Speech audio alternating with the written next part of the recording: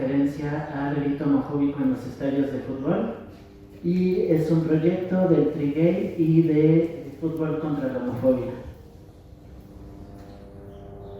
Aquí esta parte la voy a dar algo rápido porque es una introducción. Vamos a dar a conocer los proyectos que estamos trabajando y vamos a comentarlo brevemente. Ya te viste muy adelante. Pues el equipo de fútbol que representó a México en varios torneos. Fuimos a 4 torneos en el extranjero y un torneo aquí en la Ciudad de México que organizamos en 2012. Espera, voy a traer algo que se me olvidó. Se va a agregar un logo extra y a la siguiente tenemos los proyectos que, la explicación sobre el Tri-Gay, que es el equipo de fútbol que ha participamos en Buenos Aires 2007. El proyecto surgió en 2006 cuando asistí a los South Games. Fui el único mexicano en fútbol representando a México. Jugué con el equipo de Montreal en 2006 y esa experiencia de los South Games me dio la iniciativa, el deseo de llevar un equipo mexicano a estos torneos. Fuimos a Buenos Aires 2007 de torneo de ILFA, Mundial de Fútbol, Londres 2008, también Mundial de Fútbol, Copenhague 2009, Out Games Mundiales, Gay Games 2010, es esta la playera, y aquí organizamos el Campeonato Mundial México 2012 de la ILFA, que es la International Gay and Lesbian Football Association.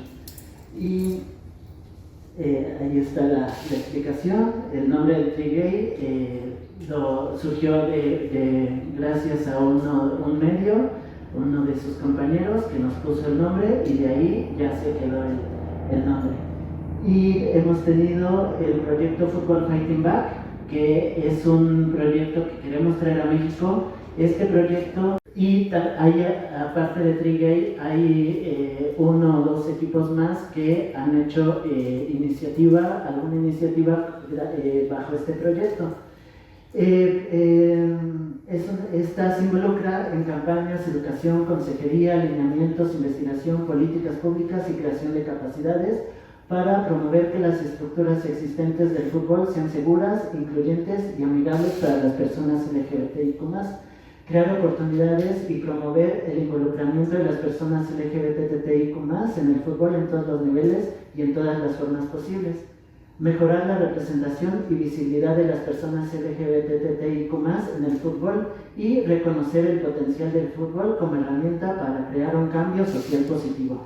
Esa es la idea de estos GANs de fútbol contra la homofobia. Hemos participado en 2 ocasiones. En la primera, en 2013, pudimos organizar un torneo, dimos los trofeos correspondientes y generamos esta medalla, la medalla del Tri-Gay, que tiene el logo enfrente y atrás las palabras que representan el Tri-Gay. Tri-Gay es triunfo, respeto e inclusión. Entonces, estas medallas las generamos en 2013, esperamos retomar también a lo mejor una entrega simbólica de estas medallas. Esta medalla que tengo también aquí conmigo es la medalla de bronce lograda en Londres 2008, el Mundial de Fútbol de la ILFA, International Gay and Lesbian Football Association. Debido a que ya fue hace mucho tiempo que participamos en estos torneos, parecería que que pues el Tri-Gay no ha logrado nada, pero sí nos trajimos esta medalla muy difícil porque no había apoyo, en ese entonces no había apoyo.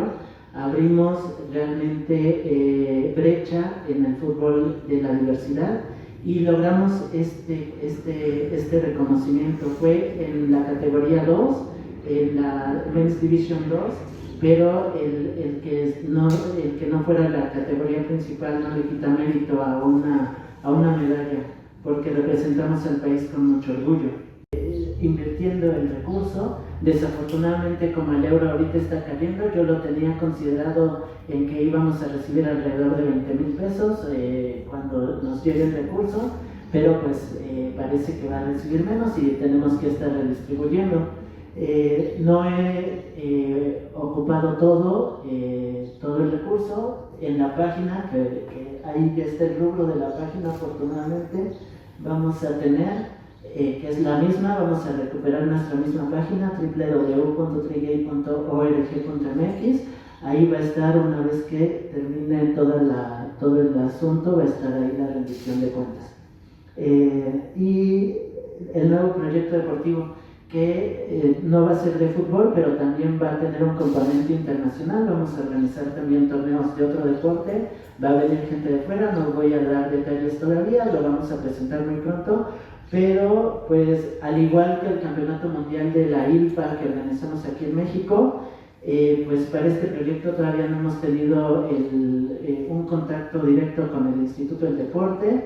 Sería muy importante que nos tomaran el llamado. La Mexicana de Fútbol trata el tema, es simplemente decir respeta, sin decir a quién, por qué y por qué el grito homofóbico debe ser erradicado de los estadios, por qué debemos promover el respeto y la inclusión en los estadios de fútbol. A ellos no les interesa porque pues el ambiente donde viven es uno de los ambientes más homofóbicos que hay, y pues no podemos esperar que tengan una sensibilización si no la buscan, si no contactan a las organizaciones o a los equipos que ya hay y que trabajan este tema. Sin el real compromiso de la Federación Mexicana de Fútbol, de las instituciones deportivas, pues no va a haber un adecuado abordaje del tema, y no va a haber una fiesta como fue antes en México. Ellos realmente prefieren pagar multas, no les interesa que la violencia que está en los estadios normalizada, es una violencia normalizada y anónima en el estadio, se ve reflejada en las calles. Realmente se ve reflejada en las calles. Yo lo digo siempre como anécdota, antes de haber incursionado en el tema social ya de lleno, pero como anécdota me sucedió 2 veces. Una vez iba de la mano de mi pareja saliendo de un evento, y del otro lado de la acera unas personas en estado de ebriedad festejando, pues nos gritaron el puto.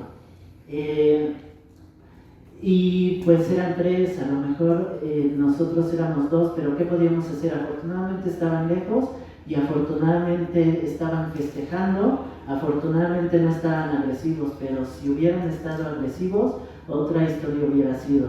Simplemente nos retiramos, pero no deberíamos de tener estas situaciones.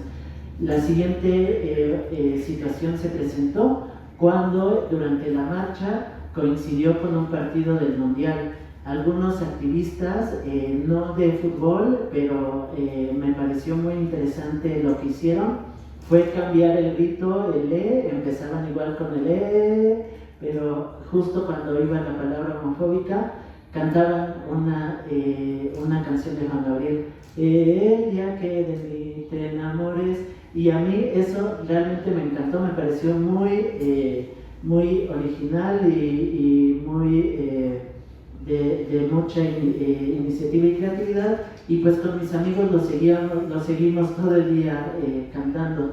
El grito es homofóbico, pues no veo qué más podamos hacer para convencer a la gente que no le interesa sensibilizar.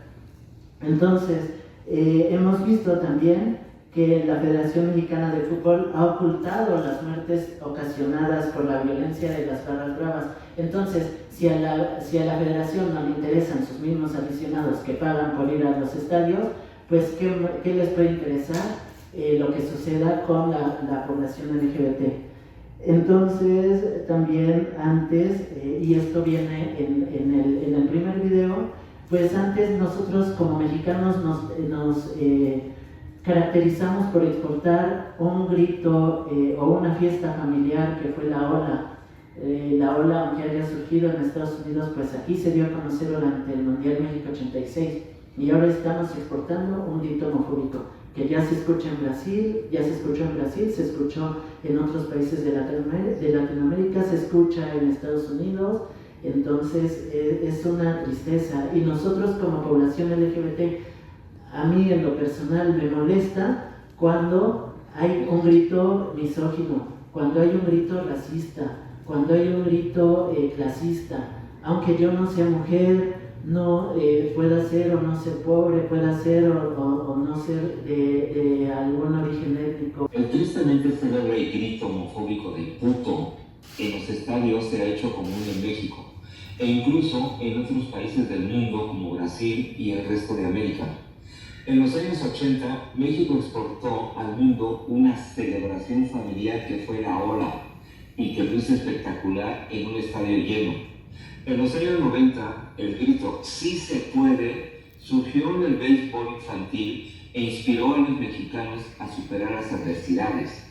Hoy estamos exportando un grito de violencia y humillación a las personas. Es una vergüenza que nuestro país haya pasado de la alegría, de la fiesta, a la violencia normalizada.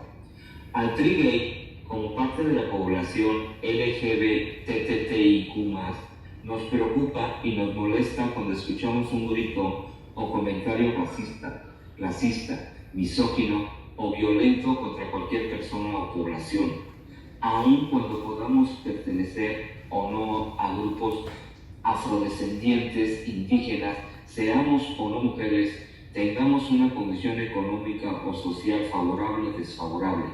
Entonces, ¿por qué a la sociedad no le molesta un grito homofóbico? ¿Por qué considerarlo parte de la cultura si está promoviendo el odio y la inferioridad de unos ante otros? Si normalizamos la violencia anónima en los estadios de fútbol, estamos normalizando la violencia en nuestra sociedad. La violencia se traslada a la calle, donde es más peligroso, porque la agresión verbal se puede convertir en agresión física. De ahí que los crímenes de odio por homofobia, lesbofobia y transfobia sigan siendo un problema alarmante en nuestro país. Somos el segundo país con más crímenes de este tipo en América Latina. Para sensibilizar a nuestra sociedad es necesario nombrar las situaciones y los retos a los que nos enfrentamos. Los que no se nombran no existen. Las personas gays, lesbianas, bisexuales, transexuales, transgénero, transvestis, intersexuales, queer y asexuales existimos y merecemos respeto. Somos exitosos en cada uno de los ámbitos de acción de la humanidad, incluyendo el deporte y también el fútbol, aunque no se hable del tema. Las autoridades deportivas e incluso las que tratan el tema de la discriminación en nuestro país han tomado medidas hipócritas, sin realmente abordar la situación de manera seria, sin el menor interés de promover el respeto. Solamente realizan acciones para salir del paso, prefieren pagar las multas que invertir el dinero en que el fútbol sea educativo, para una sociedad que lo necesita y que lo agradecerá. Si llegamos a ser una sociedad respetuosa, tendremos una mejor calidad de vida todas y todos. Tengamos un fútbol, un deporte y un país con respeto e inclusión.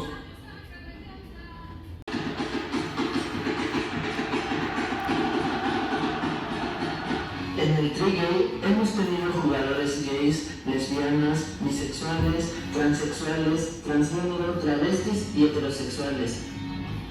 Con la convivencia hemos descubierto que nuestra sexualidad es un tesoro que vamos descubriendo al crecer y conforme nos conocemos a nosotras y nosotros mismos. Hemos conocido también que la sexualidad no se puede explicar por un binarismo de género, sino que es como una esfera que nos envuelve y que se parece a la de otras personas, pero que también es diferente y única para cada ser. Sin embargo, por los discursos de odio, casi siempre las personas que nos descubrimos con una orientación sexual o identidad de género no normativas, nos hemos perdido aquellas experiencias de la vida que son maravillosas en la infancia, la adolescencia y la juventud. El enamoramiento, una carta de amor. La primera cita, primer beso, Llevar a tu novio o novia a las reuniones familiares. Muchas veces lo que nos marca en nuestra vida tuvo que ser en secreto, en las sombras, en lo clandestino, llenos de dudas, de miedo y de una absurda culpa. El fútbol es uno de los hechos sociales más importantes de nuestro país. Capta una gran atención y los futbolistas son considerados ídolos para las y los fans. En todos los ámbitos de acción de la humanidad existen personas LGBTTIQ+. El fútbol no puede ser la excepción. Existe el derecho al closet, pero también los futbolistas profesionales, como figuras públicas, tienen una responsabilidad social ante su afición. Salir del closet no debe significar perder contratos, ventas de playeras o afición. Tampoco justificaría insultos o burlas. Nuestra sociedad necesita referentes LGBTTIQ+, que tengan éxito y que representen los valores que el fútbol nos puede transmitir. Trabajo en equipo, Superación de la adversidad, entrega, pasión y goles. jugadores LGBTTIQ+. En México y en el mundo necesitamos conocer sus historias. Sus éxitos y sus anhelos. Compartan los valores del Tri-Gay. ¡Lleva respeto e inclusión! Ojalá el Tri-Gay pudiera retomarse. No es la prioridad ahora. Afortunadamente hay muchos equipos de fútbol LGBT en México, la mayoría en la Ciudad de México. Tal vez el Tri-Gay, en algún momento algún reportero me dijo, lo ideal sería que el Tri-Gay se acabara, ¿no? Y yo, obviamente, uno que está empezando un proyecto lo considera algo muy personal y espera que siempre perdure, pero la verdad es que tenía toda la razón. Ojalá el Tri-Gay ya no fuera necesario, fuera anecdótico, todos estos torneos LGBT fueran solamente para celebrar que ya no hay discriminación, que ya no hay violencia, que no hay crímenes de odio. Y en ese momento Tri-Gay ya no sería necesario. Todavía existe esta situación, pero ya hay otros equipos que afortunadamente tienen apoyos, ya también tienen trayectoria. Nadie ha logrado lo del Tri-Gay realmente, pero algún equipo lo puede conseguir también. Y nos sentiremos igual muy orgullosos cuando esto suceda. Y realmente sí, por el gusto de jugar, por el gusto de representar al equipo, al país, y por lo que se necesite todavía de levantar la voz. Ojalá Tri-Gay pueda retomar, ojalá Tri-Gay encuentre patrocinios, ojalá Tri-Gay encuentre un lugar donde entrenar, ojalá jugadores encuentren en esta referencia un lugar también donde participar. Pero si esto no se da, el trabajo ya se hizo, la brecha ya se abrió, ya se logró entrar en un lugar donde había mucha homofobia, donde sigue habiendo mucha homofobia, y a lo mejor con estos ejercicios también podemos dar un granito de arena para que esta situación cambie. Todavía no es anecdótico el Tri-Gay y eso es lo triste, que Tri-Gay sigue siendo necesario. Afortunadamente hay otros equipos, pero puede haber más y Tri-Gay debería, a mí me gustaría retomarlo. No tengo el recurso para hacerlo y los demás proyectos también son importantes y también son trincheras y lugares donde dejar un mensaje, porque en eso estamos. Creo que eso es lo que más me ha gustado, generar reflexión, generar sensibilización y con ideas creativas. Y creo que Tri-Gay lo fue, lo seguirá haciendo y los demás proyectos también. Mi nombre es André Oliverio, les agradezco mucho que hayan estado aquí y cualquier duda, podemos abrir una comunicación. Luis Rodríguez del periódico El Universal. A mí me gustaría preguntarles cómo consideran... Gracias. Otra vez, Luis Rodríguez del periódico El Universal. ¿Cómo consideran esta parte de que hay un sector de la afición que dice pues, que está como en defensa del grito homofóbico y que su excusa es que es parte de un ambiente futbolero. Sí, desafortunadamente la violencia es parte de un ambiente futbolero y la violencia es lo que queremos quitar. Yo no puedo creer que digan que es cultura cuando también culturalmente la misoginia ha sido algo cultural. El que las mujeres no podían votar era algo cultural. Entonces, ¿por qué no podríamos quitar esto también? Afortunadamente hay equidad de género, o buscamos la equidad de género, y esto también es equidad de género. Entonces, no puede ser algo que no nos sirve culturalmente, lo tenemos que desechar. Si algo de la cultura está afectando a ciertas comunidades, lo tenemos que desechar. Por ejemplo, la FIFA que ha otorgado, la FIFA y el COI que han otorgado mundiales y Juegos Olímpicos a países que por cultura denigran a la población LGBT, denigran a las mujeres, eso no debería de pasar.